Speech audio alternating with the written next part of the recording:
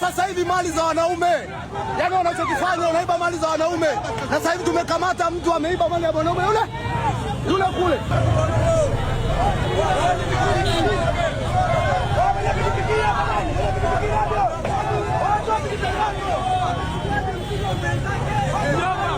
Tukio limetokea Mtambo Street.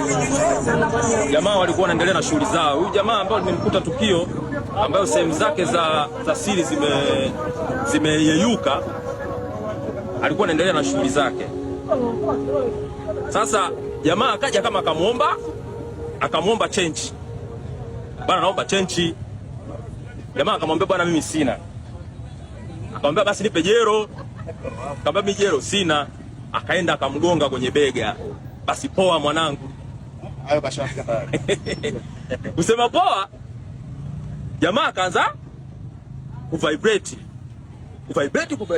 kama akawa amepagawa sasa.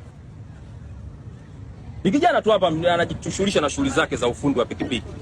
Akavibrate, anakuja anawaambia wale marafiki zake pale, bwana mimi sehemu zangu za siri zipo.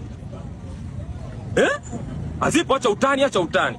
Wakati muda huo walikuwa wanapiga story za Tunduma za mtandao. Tumeona Tunduma watu wakiondoka, tuona chukulia tu masiala, tunapiga story tunacheka. Kweli jamaa karimu John muone. Kweli kuangalia kweli kimebaki yani kinukta. Sasa ndo kuangalia mshikaji yuko wapi? Kumwangalia amesimama hapo.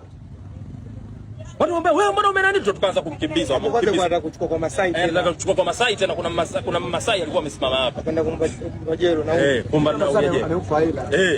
Basi washikaji tukaanza kumkimbiza, tumemkimbiza mpaka tukamkuta bondeni. Ndio tumemkamata. Sasa tumekuja naye hapa mjumbe, bahati nzuri akamchukua akamfungia ndani. Wananchi hapa ndio tukakusanyika, bwana huyu amrudishie. Lakini wananchi ndio wanataka tupige. Acha katumalize kabisa.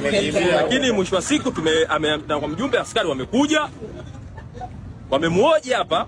Ndio tulikuwa tunamuoji. Bwana wewe umetumwa na nani?